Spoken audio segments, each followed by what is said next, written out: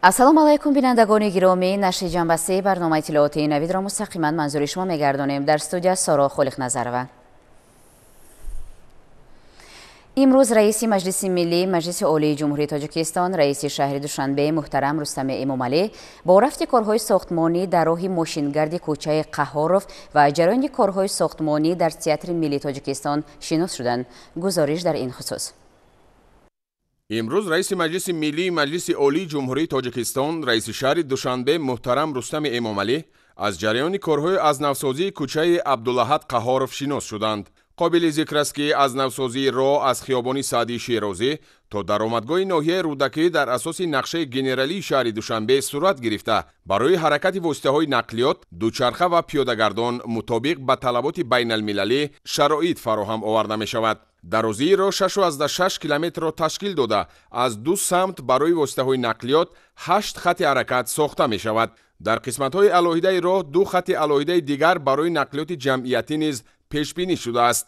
ҳамзамон бо ин 5 роҳи дусатҳа мутобиқ ба талаботи ҷаҳонӣ дар буриши хиёбонҳои Саъдии Шерозӣ ва Ҳофизи Шерозӣ ва дар буриши кӯчаҳои Абдураҳмони Ҷомӣ бо Қаҳоров, буриши кӯчаҳои Абай бо Қаҳоров ва буриши кӯчаҳои Соҳилӣ бо Ҷанубӣ бо бунёди пули мошингузар дар болои дарёи Душанбе сохта ба истифода дода мешавад.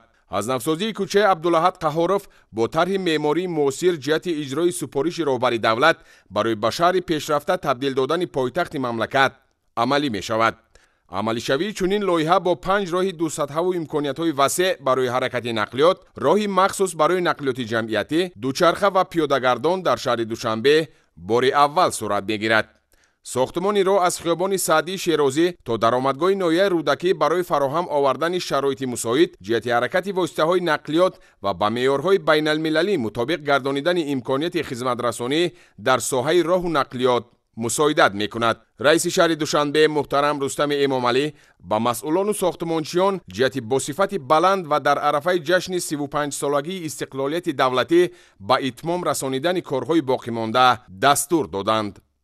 ҳамчунин раиси шаҳри Душанбе муҳтарам Рустами Эмомалӣ аз ҷараёни корҳои сохтмонии Театри миллии Тоҷикистон дидан намуданд. бинои Театри миллии Тоҷикистон аз 2 ошиёнаи зеризаминӣ ва 5 ошиёнаи рӯизаминӣ иборат буда, тибқи лоиҳа аз 3 толори калон ва толору утоқҳои сершумори дигар иборат мешавад.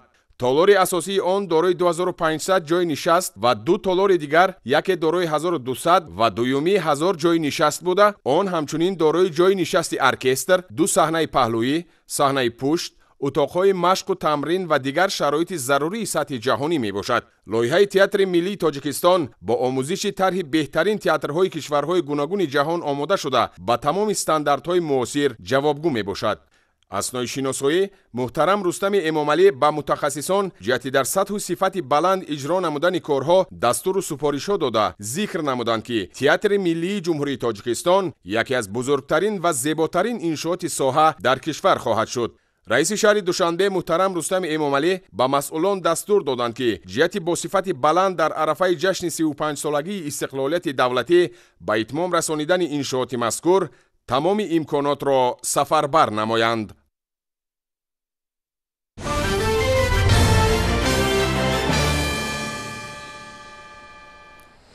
имрӯз дар шаҳри Душанбе форуми тиҷоратӣ фармасевтии соҳибкорони Тоҷикистону Ҳиндустон баргузор шуд. ин тадбир идомаи мантиқии равобити ҳамкориҳои судманди ду кишвар шумурда шуда, дар ин замина имкониятҳои мусоиди ҳамшарикиро ба миён гузошт. гузориши Наврӯз Сафаров дар ин хусус.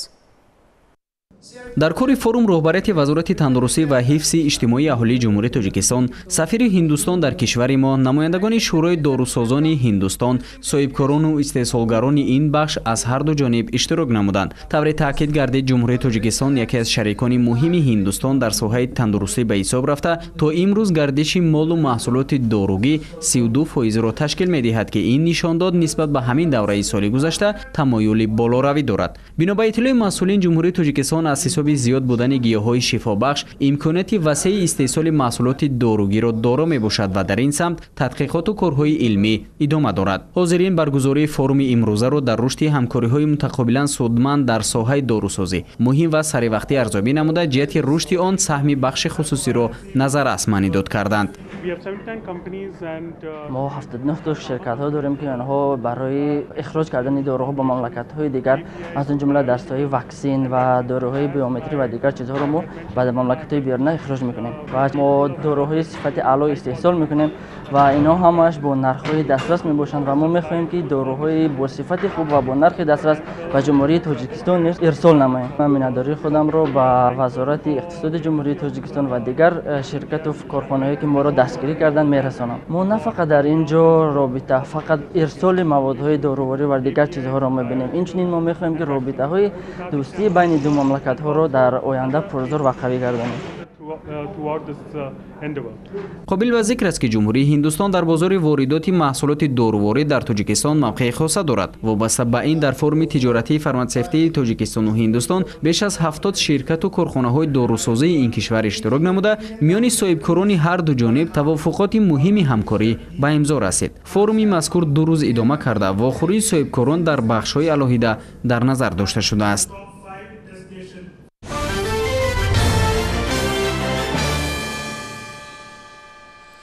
طبق هدایت‌های اساسگذاری صلح و وحدت ملی پیشوای ملت، پرزیدنت جمهوری تاجیکستان محترم امامعلی رحمان ضمن ملاقات با فعالان و نمایندگان دین که ماه مارس همین سال دایر گردید، ساختارهای دولتی تاجیکستان موظف شدند که دستورالعمل لباس‌های توصیوی برای دختران و زنان در جمهوری تاجیکستان را با نظر داشت منفعت‌های ملی و معنوی و اعتقادات دینی ساکنان تکمیل دهند. در این زمینه کارهای معین سامان داده شدند. شرح همکاران ما در همین خصوص آماده شده است. حفظ ارزش‌های دولتداری، احترام فرهنگ ملی، تربیت نسل‌های آزاده و سازنده بدون خرافات و تقلید کورکورانه با فرهنگ مغرضانه بیگانه، پیشگیری خرافات و تفریقه اندازی در میان قشرهای علاهیده جمعیت، بر اثر تیز و تند گردیدن روندهای جهانی شوی امین نگاه داشتن ملت از نیست شوی و غیرها از استراتژی‌هایی است که حکومت جمهوری تاجیکستان بابت تطبیق آن تلاش‌های کارگر نموده ایستاده است. هدف یکتاست. تاجیک باید با فرهنگ و مدنیت، عرف و عادت، سنت و وقار تاجیکانه خود شکل گیرد، زیرا بعضی فرهنگ و جریان‌ها تا حد پرتغیانند که میتوانند صدها قوم و ملت‌ها را فرو برند. زبان‌ها نابود، فرهنگ‌ها محو، سنت‌های ده‌ها خلقیت‌ها را مثال آوردن ممکن است که از میان رفتند. همه این نتیجه بی آینده بینی روی آوردن به تمدن بیگانه است. هنوز از دوران قبل از اسلام ما مردم شهرنشین بودیم. ما مردمی بودیم که یک نوع عبادت داشتیم. معامله ها، رابطه های فرهنگی، احترام یکدیگر در حد بالایی اخلاق انسانی قرار داشتند.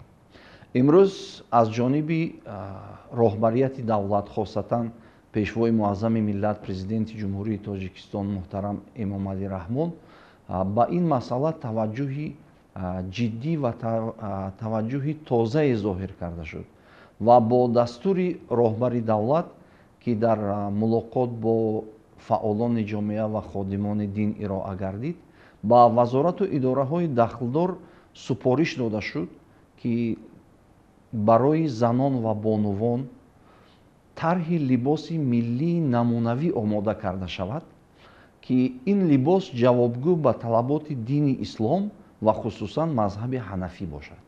ثابت شده است که بشریت تنها باید معیار اصل را قبول کند و بر روندهای بی‌پایه و بی‌اساس که جزء مهم خرافات و فشنگ‌های گسترشی آن میباشد تکیه نکند. تاجیکستان همچون دولت صاحب اختیار به خاطر پیشگیری همین پدیده‌ها با قبول سندهای معیاری حقوقی حفظ فرهنگ و تمدن ملی را تقویت بخشید.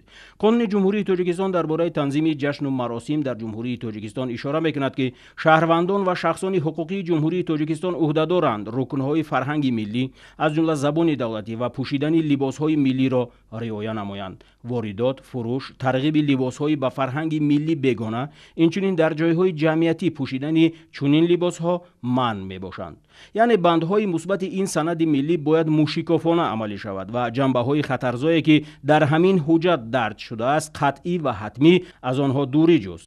طرح لباسی که منظور رهبر دولت ماست ин бояд либосе бошад ки дар баробари муаррифӣ намудани фарҳанги миллӣ ба талаботи дин ва шариат ҷавобгӯ бошад ва шахсе ки онро ба бар мекунад ҳамзамон метавонад ибодатҳои худро озодона анҷом диҳад.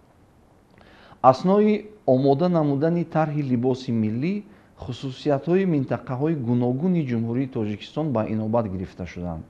яъне агар ба навъи либос мо таваҷҷӯҳ кунем, ба навъи матоъ ин метавонад бошад чакан, атлас, адрас. тарзи дӯхти ин либосҳо бо дар назардошти шаклҳои гуногун, масалан либосҳои занонаи водии зарафшон, водии хатлон, бадахшон. яъне имрӯз манзури роҳбари давлат он аст ки мо тақлидкории кӯркӯрона, хурофотпарастиро яксо гузорем.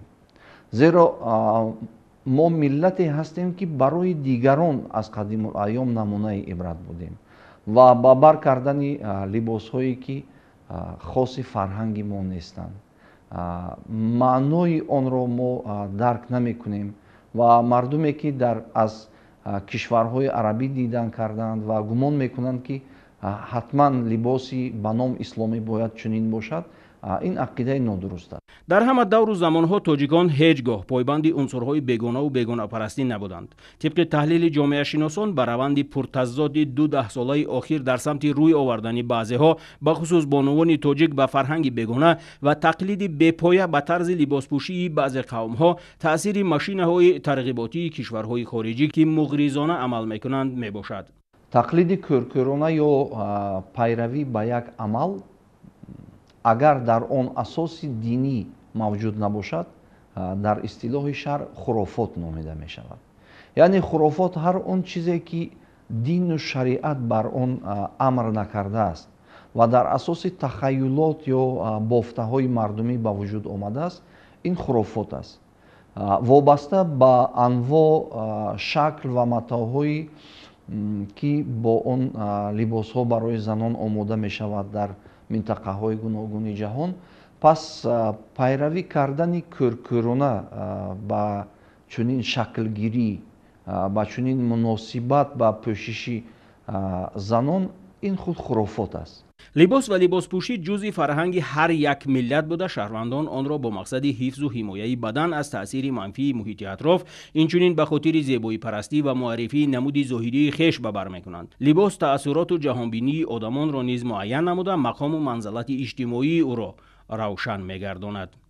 ин сатрҳо муқаддимаи дастурамали либосҳои тавсиявӣ барои духтарон ва занон дар ҷумҳурии тоҷикистон аст ки вазорати фарҳанги ҷумҳурии тоҷикистон ва дигар ниҳодҳои марбута онро таҳия намудаанд.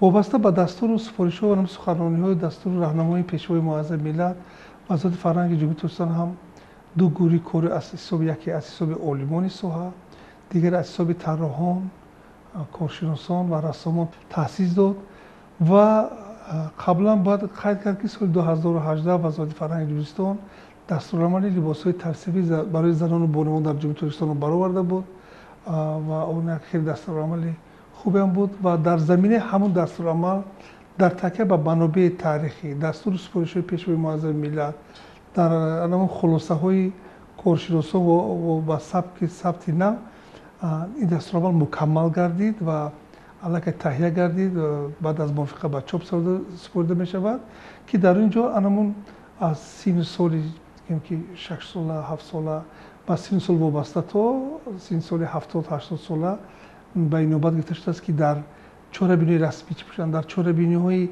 таърихӣ, фарҳангӣ, сайру гашт, дар ҳама анамон маросимҳо муайян карда шудааст ки либосҳои тавсиявӣ дода шудааст ки чӣ гуна бошанд ва албатта такя ба арзишҳои фарҳангӣ миллӣ, арзишҳои миллӣ ин тавсияҳо дода шудааст. ин дастурамалро баъд аз таҳлили тӯлонӣ ва омӯзиши меъёрҳои либоспӯшии сокинони тамоми гӯшаҳои тоҷикистон бо инобати фарҳанги миллӣ ва риояи таъиноти мазҳабӣ таҳия ва пешниҳод карданд. طرز لباسپوشی برای تمامی کاتگوریا و سن و سال در همین دستورالعمل انعکاس یافته است. یعنی آن طرز لباسپوشی از کودک 7 ساله تا زن 70 ساله را فراگیر می باشد. رعایت دستورالعمل باشد قرض و فرض انسانی هر تاجیک خودآگاه بوده، هدف از تطبیق آن تنها و تنها پاک و به آلایش نگاه داشتن فرهنگ و تمدن پرغناوت ملی می باشد.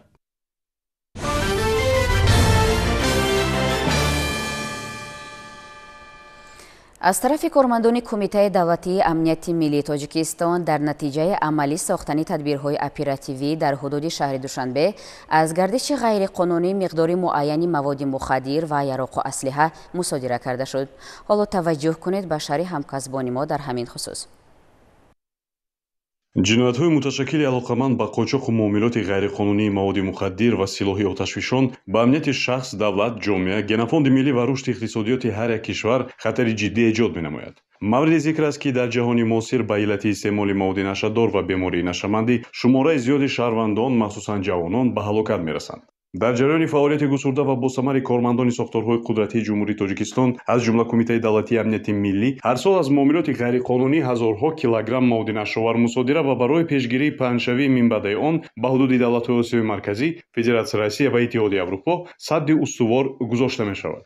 зимни гузарондани чорабиниҳои оперативии ҷустуҷӯӣ аз тарафи кормандони кумитаи давлатии амнияти миллии ҷумҳурии тоҷикистон дар ҳудуди шаҳри душанбе аъзоёни гурӯҳи муташаккили ҷиноятии нашаҷаллоб бародарон ҳоҷии Фаррух Рашидович лақабаш Фаррухи Кафтарбос соли таваллудаш 1985, ҳоҷи Фарид Рашидович соли таваллудаш 1984 сокинони шаҳри Душанбе ноҳияи Сино кӯчаи Навбахор хонаи 954 ва Музофиров Дидоршо Зиёратшоевич соли таваллудаш 1983 зода ва сокини вилояти мухтори Кӯҳистони Бадахшон ноҳияи Ванч ҷамоати деҳоти Абдуллоев Деҳаи Бовуд маълумоташ миёна оиладор аъзои фаъоли гурӯҳи муташаккили ҷиноятии ноҳияи Ванч боздошт гардиданд.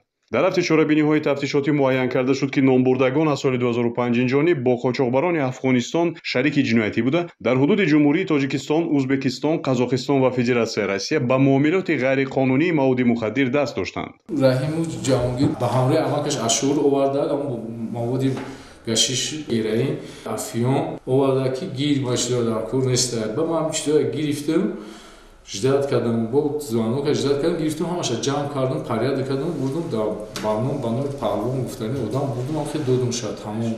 ҳангоми аз назаргузаронии манзили истиқоматии бародарон Ҳоҷиево аз махфигоҳ ба миқдори 570 грамм маводи мухаддири нави ҳашиш, 30 дона моддаи психотропии лирика, силоҳу лавозимоти ҷангӣ, аз қабили 1 адад тапончаи тамғаи Макаров, 1 адад тапончаи тамғаи Тульский, 3 адад тирдон, 1 адад силоҳи пневматикӣ, 2635 дона тирҳои қудрашон гуногун ва 2 адад корднайза дарёфт ва мусодира карда шуд. Дар хонаи падар нушидагӣ будем ки дарвоза тахташи дарвозаро кушидем ки ду коркуни орган буданд. Гуфтанд ки мо бародаратро қапидем, хонатонам мекӯем. Додармо овардан. Додарам аз дасти ваи гирехтанӣ буд. Дар ҳамин ҳолат ман кисам гази баллончиро роварда дар рӯи ду чашмшон ду нафаршон чошидам, хонаро кофтана сар карданд. Ду пистолет ёфтану, чанд дона тир ёфтану, наша гашиш чӣ миқдори ёфтанд. Пистолетҳое ки айхумак дарёфт кардам, яктиш ба номи Дидор ҷурам, аммо аяташ ай Дидор гирифтем, аяташа Айнулло вай кардам харидем. Музофиров Дидоршо аз соли 2020 инҷониб бо Ҳоҷии Фаррух робита дошта ба қочоқу муомилоти ғайриқонунии маводи нашовар ва хариду фурӯши яроқу аслиҳа даст дошт. Музофиров Дидоршо соли 2021 тавассути бародараш Музофиров Далер дар қайди ҳаёт нест, 1 адад яроқи оташфишон, тапончаи тамғаи Тульскиро дар шаҳри Душанбе дастрас намуда, баъдан тибқи маслиҳати пешакӣ онро ба Ҳоҷии Фаррух ба маблағи $1700 амрикоӣ фурӯхтааст. соли 2021 Фаррух ба ман муроҷиат кард ки ба ман пистолет дар кор аст. Ва ман ба воситаи телефон ба бародарам баромада гуфтам ки ба Фаррух пистолет дар кор аст ва Фаррух пули хуб метиҳад. баъд бародарам гуфт агар имконият бошад ман ёбам корро буд мекунам. баъд аз 10-15 рӯз бародарам ба шаҳри Душанбе омад ва на як сумкаро ба ман дод, гуфт ки ина ба Фаррух занг зам биги бар корша буд кун. Ман сумкаро гирифтам, Фарруха занг задам, бурдам дар хонааш додам ва Фарруха гуфтам ки нархаш $1700. Фаррух ба ман маблағи дод. вобаста ба ҳолати мазкур аз тарафи раиси тафтишоти кумитаи давлатии амнияти миллии ҷумҳурии тоҷикистон бо дастрасии моддаҳои 195 қисми 2 ва 200 қисми 3 кодекси ҷиноятии ҷумҳурии тоҷикистон парвандаи ҷиноятӣ оғоз карда шуда тафтишоти пешакӣ идома дорад.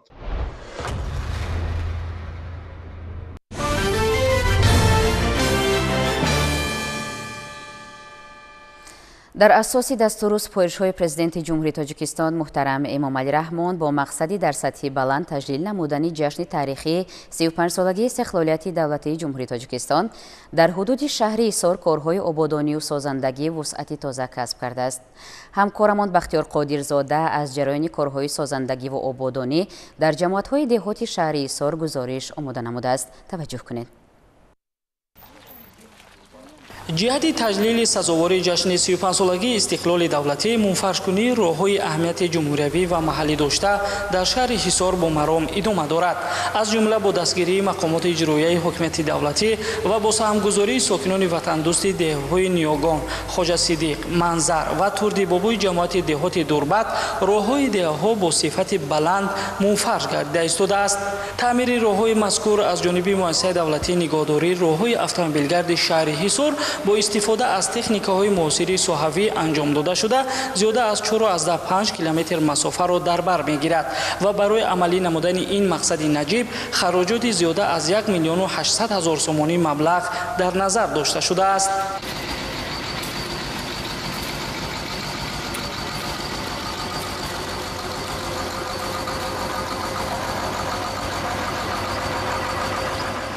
имрӯз бо дастгирии мақомоти иҷроияи ҳокимияти давлатии шаҳри ҳисор инчунин бо дастгирии аҳолии деҳаҳои Ниёгон, Хоҷа Сидиқ ва Манзар ва деҳаи Турдибобои ҷамоати деҳоти Дурбат бахшида ба ҷашни 35-солагии истиқлолияти давлатии ҷумҳурии тоҷикистон корҳои ободонию созандагӣ оғоз гардиданд. аз имрӯз сар карда дар деҳаи Ниёгон дар ҳаҷми 1 километр роҳ мунфаршкунӣ ва инчунин дар деҳаи Хоҷа Сидиқ дар ҳаҷми 1,2 километр мунфаршкунӣ, дар деҳаи Манзар 1 километр роҳ мунфаршкунӣ, дар умум дар масофаи 4,5 километр роҳи байни деҳавӣ мунфарш карда мешавад. ҳамчунин дар доираи истиқболи ҷашни 35-солагии истиқлоли давлатӣ дар шаҳри ҳисор бо дастгирии мақомоти иҷроияи ҳокимияти давлатӣ ва соҳибкорони маҳаллӣ корҳои дигари ободонию созандагӣ низ бо маром идома доранд. дар доираи иҷрои нақша чорабиниҳо бахшида ба 35-солагии истиқлолияти давлатии ҷумҳурии тоҷикистон имрӯз дар тамоми ҷамоатҳои шаҳраку деҳоти ҳудуди шаҳри ҳисор корҳои ободониву созандагӣ бо маром идома дорад. чӣ хеле ки мебинед имрӯз дар ҷамоати деҳоти Дурбат низ зиёда аз 4,5 километр роҳҳо бо дастгирии мақомоти иҷроияи ҳокимияти давлатии шаҳри ҳисор ва бо саҳмгузории худи аҳолӣ роҳҳо мунфарш гардида истодааст ки ин роҳ фарогири 4 деҳа мебошад ва ин корҳои созандагӣ ва ободонӣ на танҳо дар ин деҳаи Ниёгон балки дар як моҳ қаблтар дар ҷамоати деҳоти Дурбат дар деҳаи Дурбат низ 2,5 километр роҳҳо мунфарш гардонида шуд ва ин пешравиҳо, ин ободкориҳо пеш аз ҳама бо ҳидоятҳои падаронаи роҳбари муаззами миллат президенти кишварамон муҳтарам Эмомалӣ Раҳмон мебошад ки чунин як фазои сулҳу обод, як ваҳдати миллӣ, истиқлолияти комилро ба мо ато фармонд ва ин мардуми сулҳуофар зери ин тантанаҳои сулҳу истиқлол имрӯзҳо ҳама рӯза корҳои созандагиву ободониро бо як дилгармӣ, бо як меҳру муҳаббати зиёд нисбат ба ватан ва миллати худ ҳама рӯза пеш бурда истодаанд. дар суҳбат бо сокинон роҳбарияти шаҳр доир ба ҷараёни корҳои ободониву созандагӣ дар ҷамоатҳои шаҳраку деҳоти шаҳри ҳисор маълумот дода таъкид карданд ки тибқи нақша соли равон таъмиру тармими беш аз 76 километр роҳ ба нақша гирифта шудааст ки аз он 58 километр таъмири пурра карда шуд. ҷараёни бо сурати ободониҳо имкон хоҳад дод ки дар наздиктарин фурсат симои шаҳри ҳисор боз ҳам ободу зебо ва сатҳу сифати зиндагии мардум ба маротиб беҳтар карда шавад.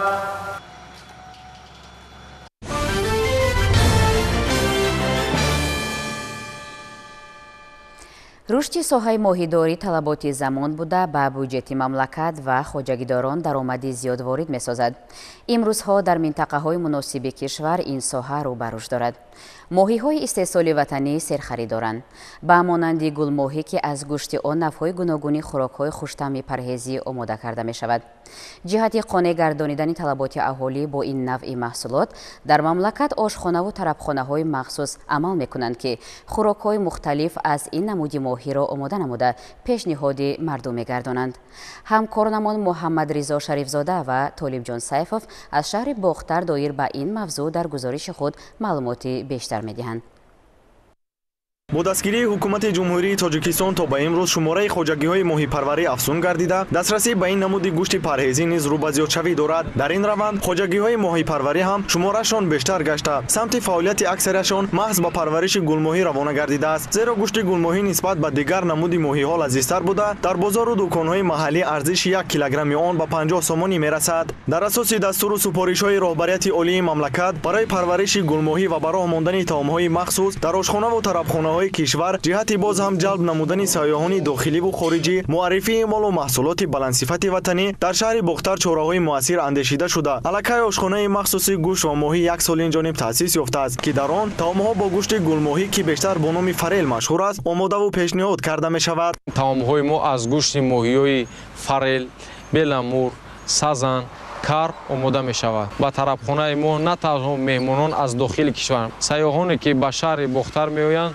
ҳатман ба тарабхонаи мо ташриф меоранд. Biz Samarqand viloyatidan keldik, O'zbekistondan. Ман аз ҷумҳурии Ӯзбекистон шаҳри Самарқандам. Дар шаҳри Бохтар пайвандонам зиндагӣ мекунанд. Мо барои хабар гирифтан омадем ва суроғ гирифтем, то ки ҳамин навъи моҳии гулмоҳиро дар куҷо омода мекунанд. Ба мо инҷоро тавсия доданд. Воқеан бояд қоил шуд, ки дар Тоҷикистон ин намуди моҳиро дар баробари худ хуштам будан, ошпазон ҳам барои мизоҷон онро хубтару болаззаттар мепазанд. Аслан таъминоти ин тарабхонаро бо гӯшти парҳезии форел, хоҷагиҳои моҳипарварии ҳудуди кишвар аз ҷумла ноҳияҳои Ҷайҳун, Панҷ, Восе, Шаҳритӯз ва Ҳамадонӣ бар зимма гирифта, бо миқдори беш аз 1 тонна дар як моҳ дастрас менамоянд ва моҳии форел яъне гулмоҳиро бо миқдори 500 килограмм дар як моҳ ҳавзҳои моҳипарварии ромӣ дастрас мекунанд. ба роҳ мондани чунин намуди фаъолият ба хоҷагидорони ватанӣ имкон медиҳад, ки ҳаҷми истеҳсолоти гулмоҳиро бештар гардонида, бо ин васила ҳам буҷаи давлатро ғанӣ созанд ва ҳам сатҳи рӯзгори хешро беҳбуд бахшанд. гузориши Муҳаммадризо Шарифзода, Толибҷон Сайфов барои барномаи иттилоотии Навид аз шаҳри Бохтар.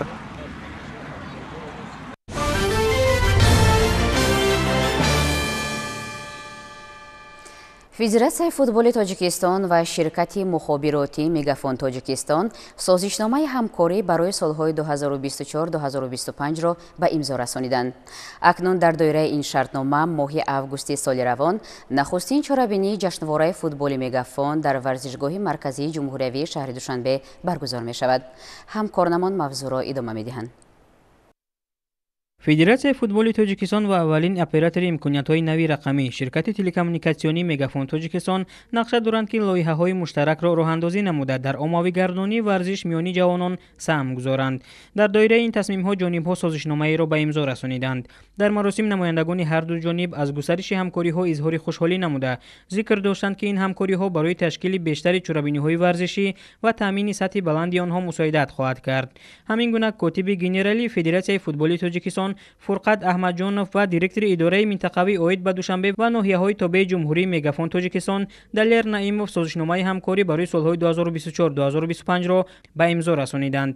акнун дар доираи ин шартнома моҳи августи соли равон нахустин чорабинии ҷашнвораи футболи Мегафон дар варзишгоҳи марказии ҷумҳуриявии шаҳри Душанбе баргузор мешавад. тибқи маълумот чорабинии асосии он бозии ситораҳо бо иштироки собиқадорони дастаи мунтахаби ҷумҳурии Тоҷикистон ва собиқадорони расонаҳои Тоҷикистон мегардад.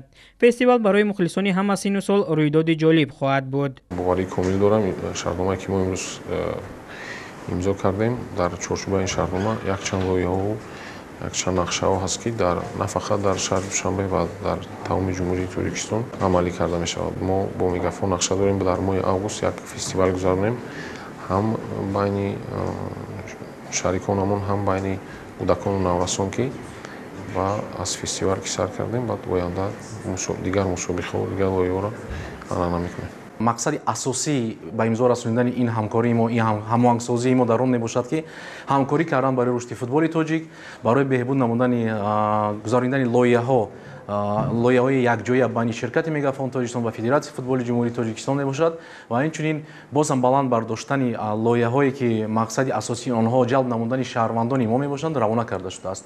мо имсол умедвор ҳастем ки он нақшаҳое ки дар амали сохтанӣ ҳастем, ин яъне гузарондани фестивал, гузарондани бозиҳои дӯстона байни шарикони расмӣ, чӣ ширкати Мегафон Тоҷикистон ва чӣ Федератсияи футболи ҷумҳурии Тоҷикистон, ҳамаи ин лоиҳа бо ин мақсад равона карда шуданд.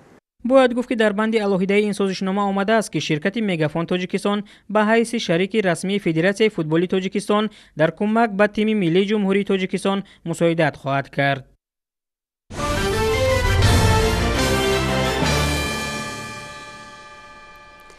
соли равон дар мамлакат бо назардошти нерӯгоҳҳои хурд беш аз 10 миллиард 367 миллион киловатт-соат нерӯи барқ истеҳсол гардидааст ки дар қиёс нисбат ба ҳамин давраи соли гузашта 393,4 миллион киловатт зиёд буда, суръати афзоиш 92,8% таъмин гардидааст.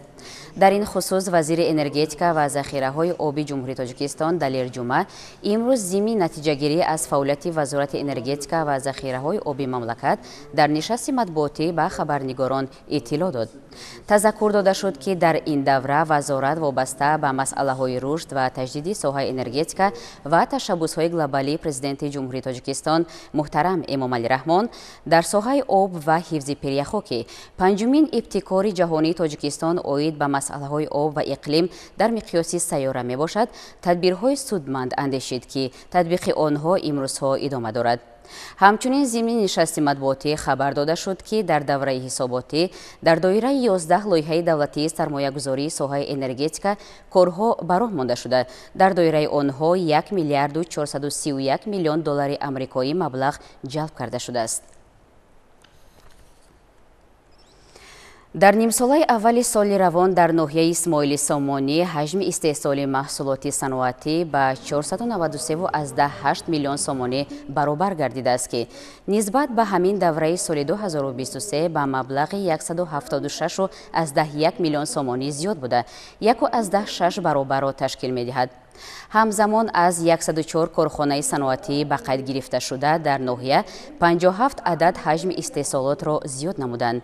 зеро соҳаи саноат ҳамчун соҳаи воқеии иқтисодиёт дар мадди назари ҳукумати ҷумҳурии Тоҷикистон қарор дошта, дар шароити имрӯза бе мавҷудияти саноати пешрафта, таъмини сатҳи баланди зиндагии мардум, ҳалли мушкилоти иҷтимоӣ аз имкон берун мебошанд.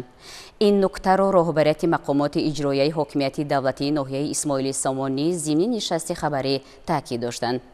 дар ҷараёни нишасти матбуотӣ ҳамзамон иттилоъ дода шуд ки дар давраи сипарӣ гашта ташкилоти сохтмонии ноҳия дар беҳдошти симои меъморию зоҳирии шаҳри Душанбе ҳиссаи сазовор гузошта, ҷиҳати ба нақшаи генералии шаҳр мутобиқ будани сохтмонҳо ва самаранок истифода бардани заминҳо, 40 ҳолати ғазби худсаронаи қитъаи замин ва сохтмонҳои ғайриқонунӣ дар масоҳати 16500 метри мураббаъ ошкор карда шудааст. дар шашмоҳаи аввали соли 2024 дар ноҳияи синои шаҳри Душанбе аз ҷониби 3321 коргоҳу корхонаи саноатӣ ба маблағи 907,3 миллион сомонӣ маҳсулоти саноатӣ истеҳсол гардидааст ки дар муқоиса нисбат ба соли гузашта 123,5 миллион сомонӣ зиёд мебошад. дар ин хусус имрӯз зимни нишасти матбуотӣ раиси ноҳияи Сино Тоҷиддин Саидзода ба хабарнигорон иттилоъ дод. гуфта шуд ки дар ин давра бунёди 4 адад корхонаҳои саноатӣ бо таъсиси 336 ҷойи корӣ ба нақша гирифта шуда, 3 адади он бо таъсиси 301 ҷойи нави корӣ ба истифода дода шуда, дар боқимондаи онҳо корҳои сохтмонӣ идома дошта то охири сол ба истифода дода мешавад. бино ба иттилои масъулин ба ҳолати 1 июни соли 2024 таъсиси ҷойҳои кории нав иловагӣ ва барқарор шуда дар маҷмӯъ 8075 ададро را تشکیل می‌دهد که نسبت به سال گذشته 380 جای زیاد میباشد. اطلاع داده شد که موافق معلومات مقامات اگنتی مهنت و شغل اهالی در ناحیه در ماه‌های ینور ایون سال جاری 1500 نفر ساکنان با جای کار تامین گردیدند که از این تعداد توسط یارمارکه‌ها 100 نفر را تشکیل می‌دهد.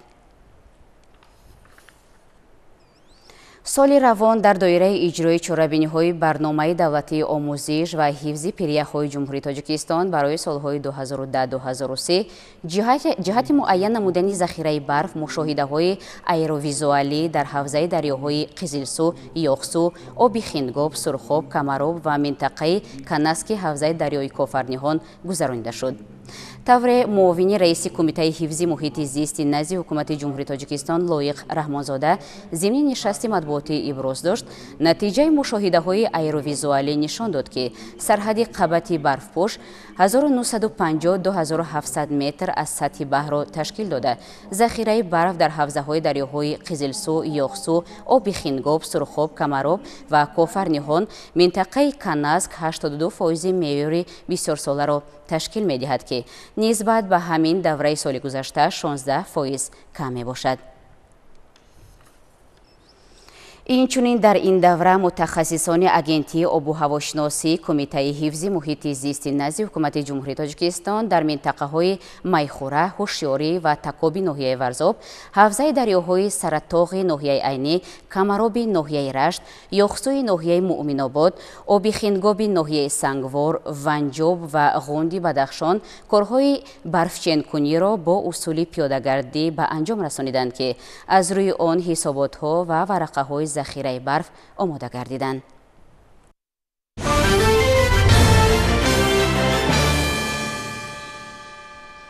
سال روان از جانب اگنتی خواجگی جنگلی نزد حکومت جمهوری تاجیکستان لایحه‌های قرارهای حکومت جمهوری تاجیکستان درباره برنامه رشد پرورش پاولونیا در جمهوری تاجیکستان برای سالهای 2024-2028 و درباره تأسیس کارخانه‌های واحدی دولتی مرکزی تهیه و عملی سازی لایحه‌ها و گروه جنگل سازی تاجیک طبق ترتیب مقرر گردیده تهیه و پیشنهاد شده با قرارهای داخلدار حکومت جمهوری تاجیکستان قبول گردیدند. این مطلب را امروز ضمن نشست مطبوعاتی دیرکتور اگنتی عبدالجبار یوسفزاده به خبرنگاران بیان نمود. گفته شد که در اگنتی جهتی با مقصدی در آینده عملی نمودن استحصال و کارکرد چوبی کاری عاید به پرورش درختانی زود افزایش یابنده از جمله پاولونیا کارهای آموزشی میبرند. بنا به اطلاع مسئولین تا این دوره بابت رشد کارهای آبادانی و کبودیزارکنی در شفت شاهراه‌ها و تلوتپه‌ها به مقدار زیاده از 125,000 بیخ نهال‌های درخت و بوته‌های همیشه سبز، آرایشی و میوه دهنده شناخته شده است که نگاهبین نهال‌ها در اساس قاعده‌های آگروتکنیکی عملی می‌شوند. تذکر داده شد که در دایره عملی سازی برنامه رشد ساحه جنگل برای سالهای 2022-2026 که هدف از آن نگهداری گوناگونی بیولوژی، برقرار کنی زیاد نمودن مساحت و محصولات جنگل محسوب می شود. تا این مدت کارهای بنیاد و برقرار کنی جنگلزار و بنیادی پلانتاسی‌ها میدان عمومی متناسباً 1911 هکتار و 312 هکتار را تشکیل می دهد. در آخر خبرنگاران سوال‌ها داده پاسخ‌های عمیق گرفتند. یکی از مشکلات ساحه بهداشت زمین و آبیاری این از جانب خواجگی‌های کشاورزی سری وقت و پوره پرداخت نمودن خراجات خدمت رسانی می باشد. این در حالی است که اداره‌های دولتی بهداشت زمین و آبیاری عهده‌داری‌های شرطنامه‌ای خود را جهت تأمین نمودن استفاده برندگان با آب پوره اجرا نمودند. چون این حالت باعث افزایش یافتن حجم قرض‌ها می‌گردد. به حالت امروز بقیه قرضداری از حساب پرداخت نمودن خدمت آبرسانی با در نظر داشت سالهای پیش 234.4 میلیون سومانی را تشکیل می‌دهد. این مطلب را امروز دیرکتور اگنتی بهداشت زمین و آبیاری نزد حکومت جمهوری تاجیکستان ظفربک دولتزاده ضمن نشست مطبوعاتی بیان نمود. در نشست مطبوعاتی گفته شد که یکی از سبب‌های دیگری افزایش یافتن قرضداری اداره‌های دولتی بهداشت زمین و آبیاری پس بودن تعریف خدمات آبرسانی و بالاروی نرخ نیروی برق میباشد. اطلاع داده شد که در نیم ساله اول سال روان برای کارهای ساختمانی و ملیوراتیوی 11.1 میلیون سومانی پیش بینی گردید که به مبلغ 7.2 میلیون سومانی کارهای ساختمانی و وصلکنی به اجرا رسانیده شد.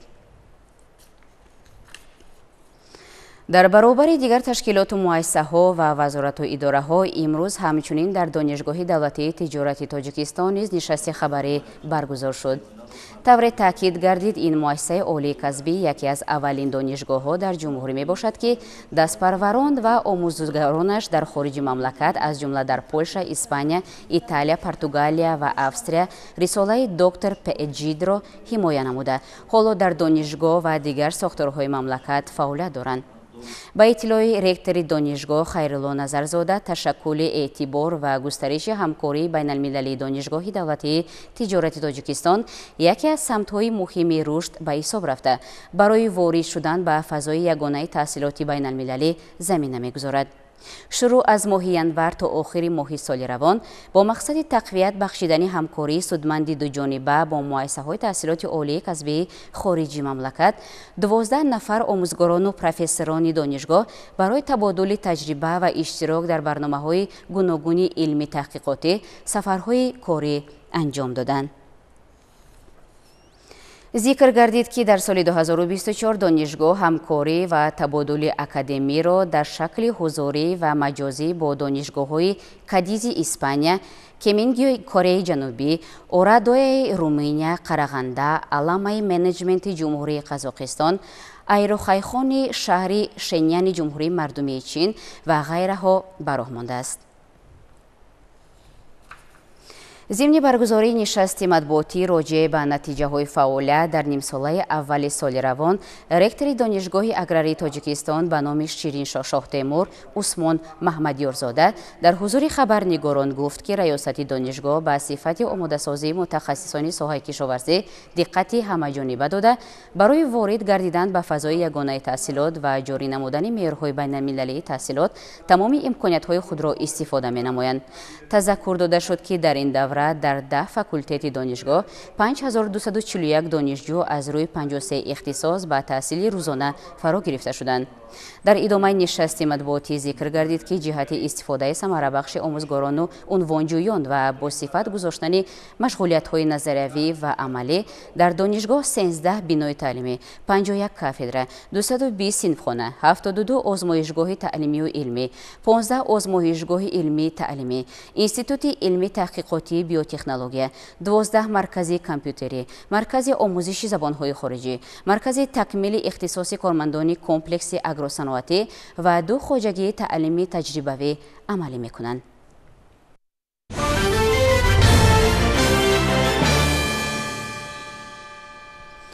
در شهر اسفره جهت تأمین استراحت و فراغت ساکنان با خوی فرهنگی فراغتی مطابق ذوق همه طبقه های جمعیت فعالیت دارند. به مناسبت جشن‌های در پیش ایستاده به باشندگان و مهمانان این شهر باستانی در چنین موضع‌ها برنامه‌های کنسرتی پیشکش کرده می‌شود. تفصیلات در این باره.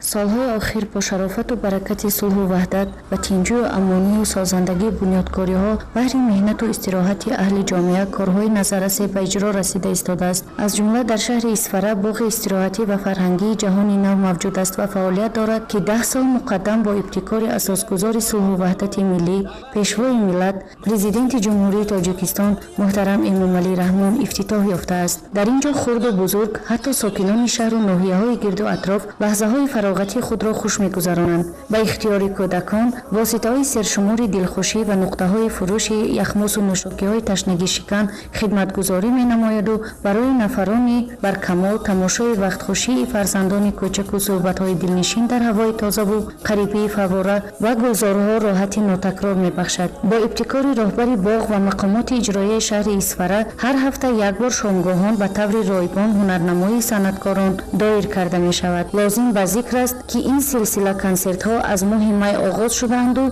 تا آخر سال ادامه خواهد یافت. سیر و گشت براحت مردم، رقص و بازی و سرافشانی نسل جوان و شادمانی بیکران کودکان در باغ فرهنگی و فراغتی جهان نو، این همه نشان زندگی آسوده و آرام و امیدواری های نیک به فردای باز هم خوبتر است.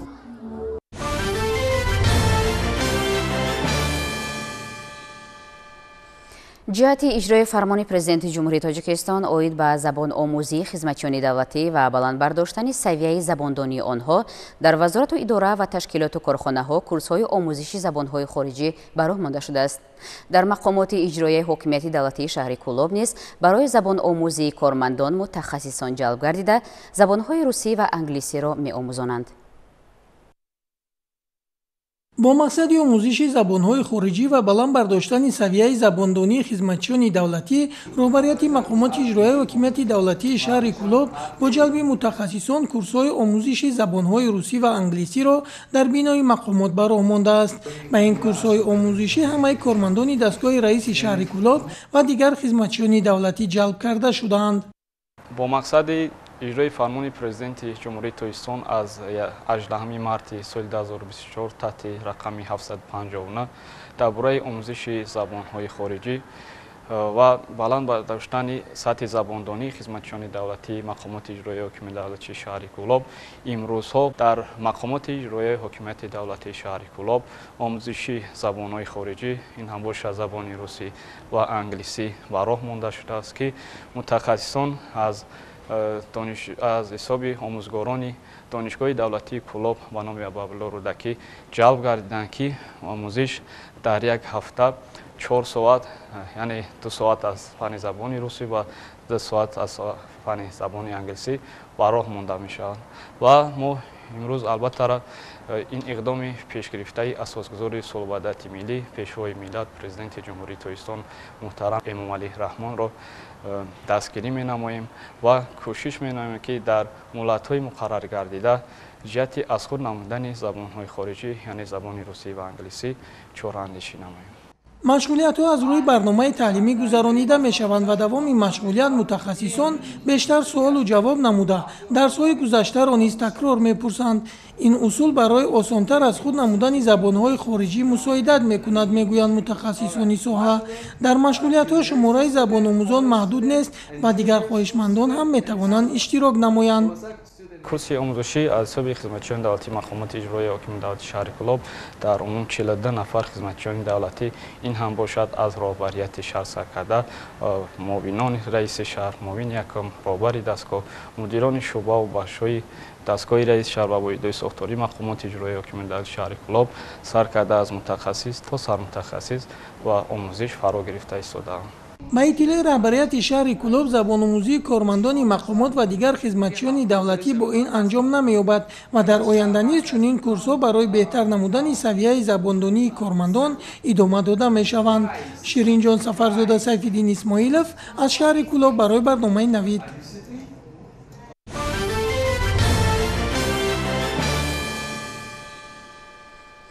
بینندگان گرامی، بود نشر جنبه 3 برنامه اطلاعاتی نوید منظور شما. برایتان شب خوش و خوب را تمنا می‌کنیم. خیر.